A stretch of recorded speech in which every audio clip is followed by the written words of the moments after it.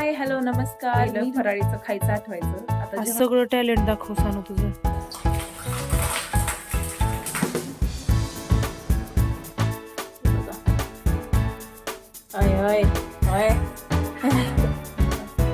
मस्त असे पूर्ण परिवाराला आणखी एकदा हॅपी दिवाळी.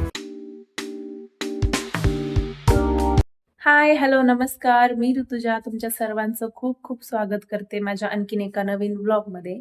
आणि तुम्हाला व तुमच्या पूर्ण परिवाराला माझ्याकडून हॅपी दिवाळी. चला, तर दिवाळी म्हणलं की तुम्हाला पहिलं काय आठवतं? मला तर पहिलं फराळीचं खायचं आठवायचं. आता जेव्हापासून माझं लग्न झालंय तसं मला फराळीचं करायचं आठवते. तसं फराळीचं खायचं, नवीन नवीन पदार्थ, फटाके उडवायचे, मामाच्या गावाला जायचं, हे सगळं थ्रिल आता आमच्यासाठी तरी कुठंतरी जे आई आहे ज्यांचं लग्न झालंय त्यांच्यासाठी थोडंसं कमी झालंय. आता आपल्या म्हणजे माझ्या तरी लेकरांना ते थ्रिल आहे की मामाच्या गावाला जायचंय. बाकी दिवाळी म्हणलं की कामं तर असतातच, पण दिवाळी आहे म्हणून आपल्यामध्ये एक नवीन उत्साह पण येत असतो, एक आनंदीमय वातावरण असतं सगळं, की काहीतरी सण आहे. आणि दिवाळी हा सण तर सगळ्यात मोठा सण आहे वर्षाचा. त्याच्यामुळं जेवढं काम पडतं पण त्या कामाने एवढा थकवाही येत नाही, कारण उत्साह असतो सगळं काम करण्याचा. सो ह्या वर्षी मी फराळीचं करणार आहे आणि काल मी चिवडा केला होता. हे बघा, चिवडा तयार आहे, या चिवडा खायला. आणि आज मी शंकरपाळ्याचं पीठ तिंबलंय. आता मी शंकरपाळे पहिल्यांदाच करते. काही वेळेस म्हणजे मागच्या 1-2 वेळेस काय व्हायचं की आई तरी होती सोबत किंवा आजी होती माझी दादी, पण मी एकटी असं पहिल्यांदा शंकरपाळे करते. त्याच्यामुळे मी ह्याच्यात इथं मला पूनमताई आहेत, त्यांनी मला प्रमाण सांगितलं होतं. आता मी आईनं पण मला सांगितलं होतं, पण मी त्याच्या आधीच ते सगळं मिक्स केलं होतं, त्याच्यामुळे मी तिचं नाही हे करत. पूनमताईनं सांगितलं होतं तसंच करते. ह्या पिठामध्ये मी 1 वाटी दूध, 1 वाटी साखर आणि 1 वाटी तूप असं घातलंय. दूध थोडंसं कोमट करून घेतलं आणि त्याच्यात साखर म्हणजे 1 वाटी जी असते ती पूर्ण विरघळून घेतली त्या कोमट दुधात. दूध पूर्ण थंड होऊ दिलं. त्याच्यात तूप घातलं थोडंसं पगळून आणि त्याच्यात बसेल तेवढा मैदा घातला आणि त्या पिठाची कन्सिस्टन्सी बघा. आता ह्याला थोड्याशा चिरा जरी पडल्या ना तरी पण पूनमताईनं असं सांगितलंय की चिरा पडू दे, शेजारच्या चिरा कापून काढ आणि मधले मधले बरोबर शंकरपाळे कट करून घे.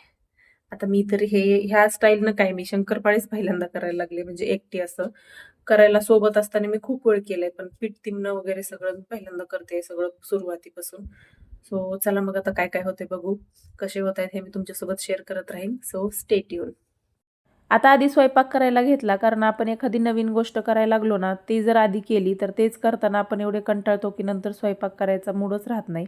त्याच्यामुळं मी आधी इथं स्वयंपाक करायला घेते, मग नंतर जे आपल्याला नवीन काही पदार्थ करायचे आहेत त्याच्यासाठी एक्साइटमेंट असते, नंतर आपण थकत नाही. म्हणून मी आधी कुकर लावलं. आता कुकर मी भाताचं आणि वरणाचं सोबतच लावत असते. माझे कुकर लहान आहे, त्याला तर डब्बे नाही आहेत, म्हणून त्याच्यामुळे आधी खाली भात लावून घ्यायचा आणि छोट्या डब्यामध्ये डाळी म्हणजे वरणाची डाळ लावायची. छान होऊन जाते. दोन्ही पण एकदाच 2-2 वेळेस लावायची गरज पडत नाही. आणि आज उपवास होता त्याच्यामुळे स्वयंपाक पण थोडा जास्तच होता.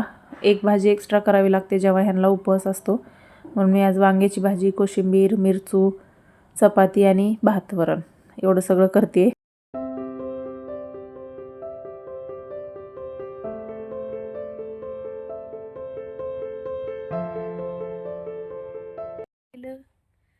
मम्माला बी महाग टाकले रांगोळमध्ये आज. हे बघा, सानोड्याला मी रांगोळ काढायला सांगितली होती, मला वाटलं छोटी काढील. आज सगळं टॅलेंट दाखव सानू तुझं. असं वाटतंय मला. छान छान मस्त. असं रोज ट्राय करत राहिलं तर किती छान येईल आणखी. वेळ असायला पाहिजे ना तेवढा आपल्याला. आता दिवाळीच्या सुट्ट्यात तर रोज काढ. रोज 5 बोटाची म्हणल्यास सगळे कलर संपून जातील. चला असू द्या, 5 दिवस तर काढा, पुढचं पुढं बघू आपण. कलर नाही म्हणून वेगवेगळं केलं होय. मला वाटलं डिझाईनच तशी काढायली, प्रत्येक पाकळी वेगवेगळी. आता आज उशीर झाला, उद्या लवकर काढा हा, म्हणजे उन्हात जास्त वेळ बघा बसावं लागत नाही. देऊ का उघडून? आहे का? चल पूर्ण झाल्यास दाखवत परत आणखी. बाय. हम स्वयंपाक करते हे. गणपती बाप्पा चांगले शंकरपाळे होऊ दे. बिघडू देऊ नको काही. तर तेल टाकायला ठेवले मी. टापायला नाही, तापायला. माऊचे छान झालते का ग शंकरपाळे? हो. आता माऊचंच प्रमाण घेतलंय मी सगळं माऊला विचारून. आता बिघडले तर माऊवर. म्हणजे आपली करण्यात चूक नाही झाली, माऊच्या प्रमाणातच चूक झाली म्हणायचं.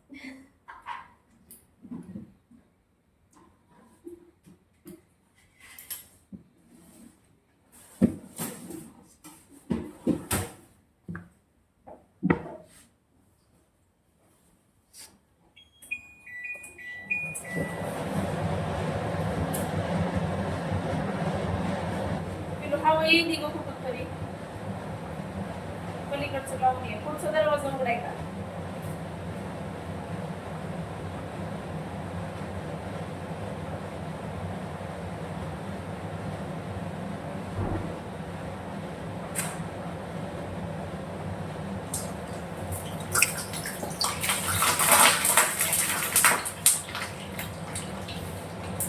भाड्याला केलं होतं काही की बाई. लईच उडलं ते.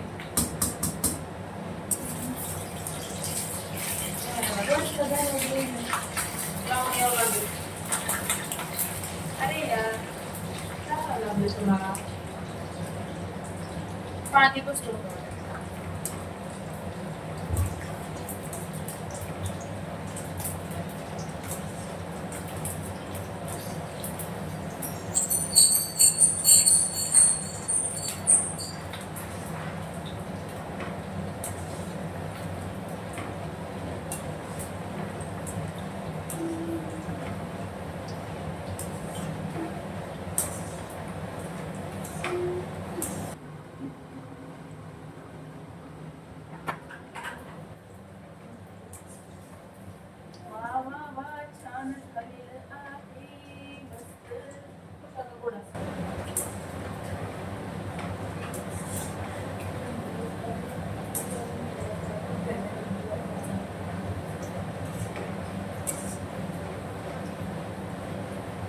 मी ना पहिल्यांदा सांगते त्या दिवशी मला सांगता काय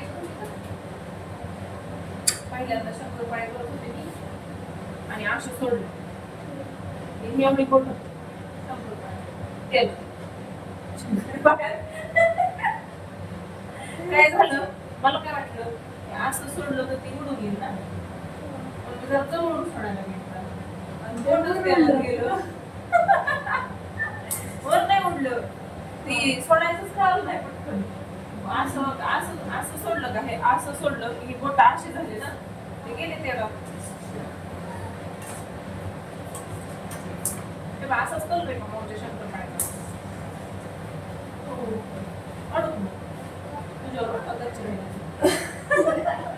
हे बघा मस्त होत आहेत आणि छान खुसखुशीत पण होत आहेत. हे बघा. अय अय अय. हे बघा मस्त असे शंकरपाळे बनवून तयार आहेत आणि आणखीन गरम आहेत त्याच्यामुळे डब्यात भरायला थोडंसं थांबते मी. आणि शेवटी एकदा घोळ झालाच तरी आता मी काही तर करायला घेतलंय घाई गडबडमध्ये काय वेगळंच होणार नाही असं होत नाही. सो एकदा थोडंसं तेल कमी पडलं. शेवटचा घाणा होता तो. मला वाटलं तेवढ्या तेलात भागून जाईल पण तेल कमी पडलं त्याच्यामुळे ते थोडेसे मी हाय फ्लेमवर केले आणि थोडे करपलेत. सो असो खाण्यालायक आहेत काही थोडे त्याच्यातले. मी आज जेवणामध्ये मी वांग्याची भाजी बनवली, मिरचू आहे, कोशिंबीर आहे कारण आज दही कमी होतं त्याच्यामुळे ताक नाही करणं झालं मला. आता शंकरपाळे तर झालेत आणि चपात्या राहिल्यात माझ्या करायच्या. आणि एक हे बघा आईनं पाठवलंय.